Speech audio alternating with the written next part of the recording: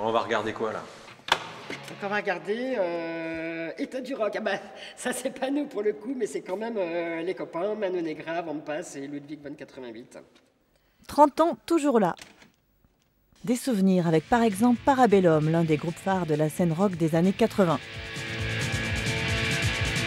Dans le port d'Amsterdam, y'a plus de jeunes qui se camment, qui se shootaient, qui se re-shootent, les bras couverts de croûte. Dans le port d'Amsterdam, y'a plus de jeunes... Qui aurait pensé qu'une bande d'amis inscrits aux Beaux-Arts résisterait et animerait une friche culturelle au cœur de la ville?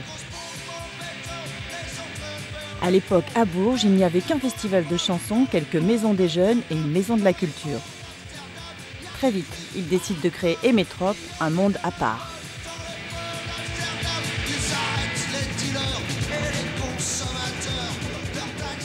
Tout de suite, on s'est rendu compte que c'était pas rigolo et que tout ce qui nous faisait résonner, à la fois artistiquement ou musicalement, ce qu'on allait voir à Paris, toute l'émergence du rock alternatif, du punk français, ici, c'était pas représenté. Les assos, c'était plutôt rock'n'roll, quoi. C'était plutôt rock'n'roll, du genre la musique s'est arrêtée en 58, tout ça, là. Et donc, effectivement, on est arrivé sur une terre vierge, on peut dire. Place à un joyeux merdier au concert clandestin aux groupes alternatifs, signé sous le label indépendant Bondage Records.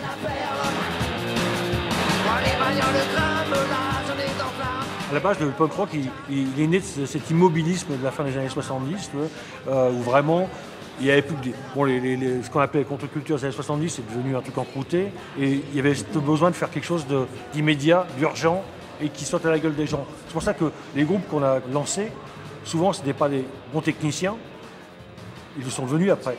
Ce n'étaient pas les gens qui avaient des années d'expérience, juste, ils avaient envie de le faire. Il suffisait de voir le faire pour le faire. Tu disais, j'existe, donc je suis.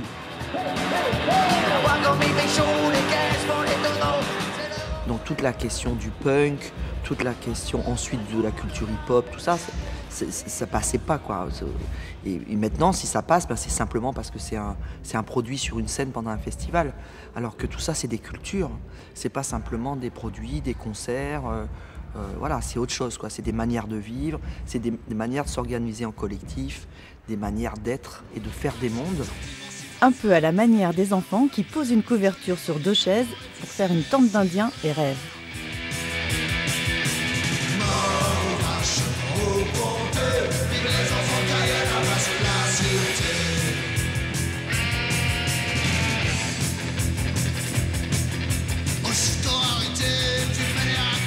Donc on crée l'asso en 84, 85 on va à Berlin. C'est une ville qui m'a beaucoup nourri. Et donc dans les années 80, bien entendu, il y avait toutes ces réflexions déjà au niveau de la réquisition des espaces, des maisons collectives, la réflexion sur le collectif, la réflexion aussi sur les projets ensemble, la réflexion sur se réquisitionner des espaces industriels pour en faire des espaces culturels. C'est une vraie démarche. Ça bouillonne! Emetrop crée alors le Off du Printemps de Bourges, invite des compagnies théâtrales et offre leur première scène aux Négresses Vertes.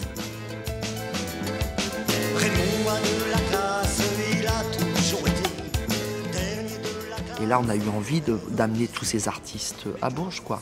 Mais à l'année. C'est-à-dire que nous, tout de suite, on n'était pas dans une politique festivalière. Tu respires pas de l'air une fois par an, quoi.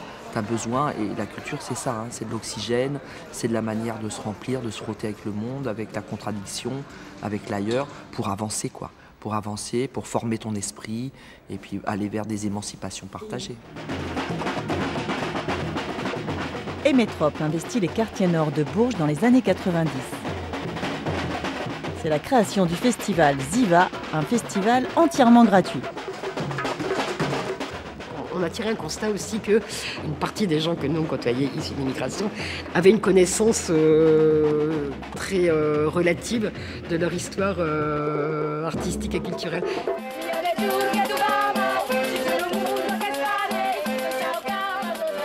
Pour nous, c'était un vrai plaisir d'inviter ces artistes-là et de partager ces moments aussi de fête et puis de fierté. Parce que tout d'un coup, tout le monde était fier aussi de rencontrer ces artistes, de passer un moment ensemble. Parce que c'est aussi la question du vivre ensemble, quel que soit l'âge, c'est-à-dire du petit au grand, à la mamie, au papy, enfin voilà, d'être là ensemble et de passer un bon moment, quoi. Et c'est ça qui reste, en fait, c'est la trace qui reste après dans la mémoire. Pas étonnant que le plasticien Claude Lévesque gravite autour de l'endroit depuis des années. Avec des œuvres souvent investies d'un caractère politique, l'artiste représentait la France à la Biennale de Venise il y a 5 ans avec Le Grand Soir.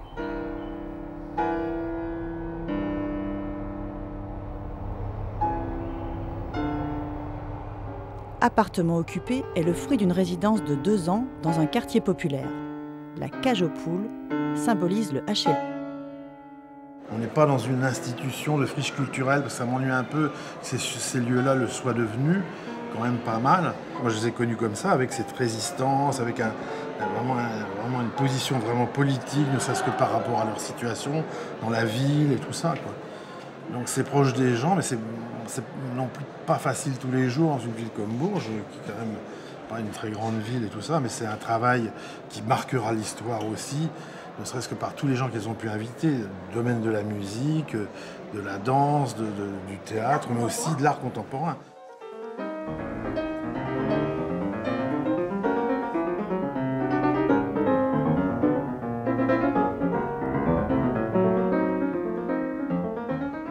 À l'époque, dans les années 90, il y avait des études sur le Berry où ils disaient que c'était la région la plus arriérée de France. Bon, bah voilà, je veux dire, il arrive un moment. Pourquoi aussi? Parce que les créateurs, parce que les activistes et tout préfèrent être à Toulouse, Nantes, Bordeaux, Marseille, Lyon, que dans les petits lieux, ou dans les petites villes, ou dans des territoires plus difficiles. Ici, c'est des terres difficiles pour les territoires artistiques avec lesquels on travaille. Mais ça a du sens, parce qu'au moins c'est une présence affirmée face au vide. Pour eux, la liberté, c'est d'augmenter celle des autres. En 1993, Emetrop relaie la pétition d'une dizaine de groupes pour créer 3 studios de répétition. Quand la municipalité a récupéré le squat dans lequel on était pour avoir un projet immobilier, ils nous ont mis ici, ils ont dit « mais vous affolez pas, vous n'allez pas rester là, on sait que c'est pas convenable ». Nous, quand on est arrivé là, je te dis pas, on avait les moustaches qui frisaient, on se dit « mais c'est tout à fait ça qu'on veut ». Alors que la mairie communiste à l'époque disait une salle de concert. Je dis non. Voilà, on a tout là. Ça va mettre longtemps, mais on a tout. C'est un soir, j'ai été à Emetrop. Et il y avait des concerts et il y avait plein de jeunes punks à chiens défoncés. Et ça m'a vachement inspirée. J'ai croisé ton regard un samedi soir, désœuvré en haut de l'escalier, toute bourrée sans aucun espoir. Ta soirée virait au cauchemar. Me laisse tomber le pantalon taille basse, laisse tomber les cheveux décolorés, me laisse tomber. Ici, c'était une usine et Emetrop garde le même esprit collectif. Mais comment être financé par des institutions sans se renier? Déjà, on a un petit salaire. Voilà, ici, moi j'ai 30 ans de carrière à Emetrop, 30 ans d'engagement jour et nuit. Je gagne 1 700 € net. Et les chefs de projet sont à 1 300. Et donc moi, je peux aussi bien rencontrer le préfet que de ramasser les poubelles.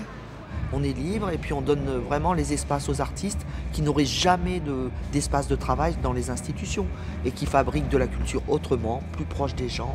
Et puis voilà, et puis ils ont aussi le droit aux outils, à la qualité de l'accueil, à la qualité des techniciens.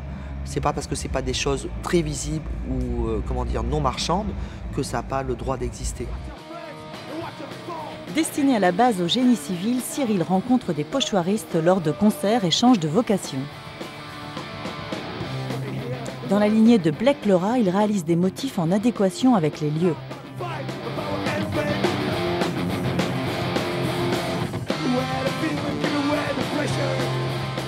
Le pochoir, c'est d'abord un côté pratique, de le dupliquer, de le refaire plusieurs fois, parce que d'abord, ça a été fait pour des messages politiques. Donc voilà, pour que ça soit clair et les mettre sur les murs dans la rue. Et ensuite, ça a été réutilisé un peu plus assez récemment. Je pense que ça n'a pas 15 ans, le pochoir qui est plus d'une façon esthétique, comme nous on le travaille.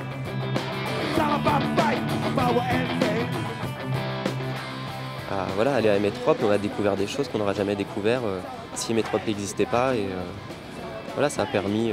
Moi, j'ai beaucoup d'amis du coup autour de moi qui sont musiciens.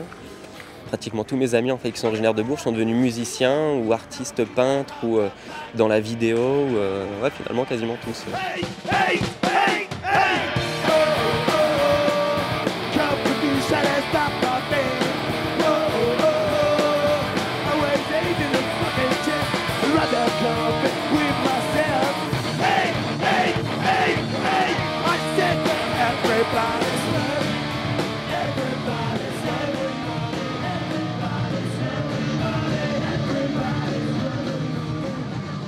Concerne la musique rock. À un moment donné, on a eu la possibilité de tourner mais quasiment en permanence. Comment tu passes du stade comment tu veux rôder un groupe s'il n'y a pas d'endroits sur lesquels tu t'habitues à être en public, à envoyer ta sauce, si tu veux, aujourd'hui il y a les zéniths, il y a les trucs comme ça. Face à l'intolérance, au bruit des riverains dans les villes, Métrope est un lieu atypique, un des derniers bastions pour la création. Plus on avance et voilà, et on se retrouve quasiment comme il y a 30 ans, quoi. La société n'a pas basiquement changé, au contraire, je trouve qu'elle s'est durcie. Je pense qu'il y a un besoin à nouveau maintenant que les gens prennent des choses en main parce que si le public ne s'auto-organise pas, n'essaye pas de faire que les concerts ressemblent à ce qu'il a envie qu'ils soient, ils vont se retrouver dans des halls de consommation comme ça se passe de plus en plus maintenant. Une chose qui est assez hallucinante, c'est de voir que dans la plupart des grandes villes maintenant, tout le pouvoir en matière de création culturelle et d'espace de consommation culturelle, il est au privé.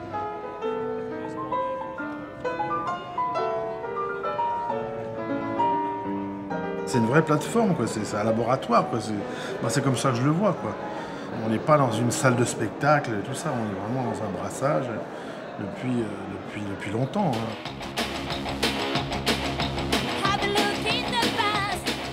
Parmi les fidèles, Jean-Mi, un des anciens des Verruriers Noirs, où Ludwig von 88 fête les 30 ans des Métropes avec un nouveau projet, La Toile.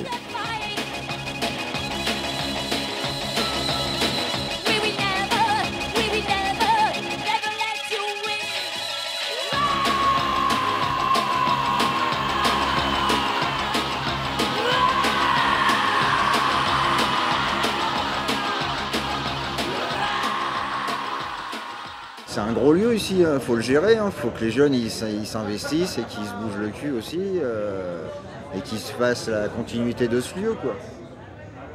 Donc il faut toujours trouver, faut pas que le lieu il s'arrête tout d'un coup parce qu'il n'y a plus les Métropes originelles qui sont encore là, quoi. Faut que, pour toute chose, il faut des successeurs pour continuer la lutte. La relève est assurée. Aujourd'hui, la moitié des permanents a moins de 35 ans et adoptent les mêmes valeurs qu'Métrope. Anticonformisme, autogestion, autodérision. Allez hop, c'est refondé. Allez, assaut la caméra. Voilà, posez la question à la caméra. Vous aimez Métrope? Métrope vous aime, mais aimez-vous Métrope? Un peu, beaucoup, passionnément, la folie, pas du tout. Alors, Mireille, que réponds-tu? Pas du tout. Pas du tout. S'il y a bien encore un territoire plus passionnant, le plus passionnant où il y a des possibles et où il y a des faiseurs de monde, c'est pas les politiques les faiseurs de monde, c'est les artistes.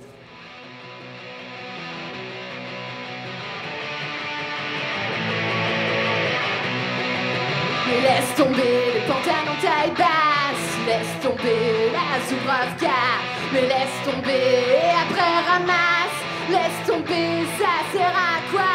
Mais laisse tomber, laisse tomber, mais laisse tomber, laisse tomber, laisse tomber.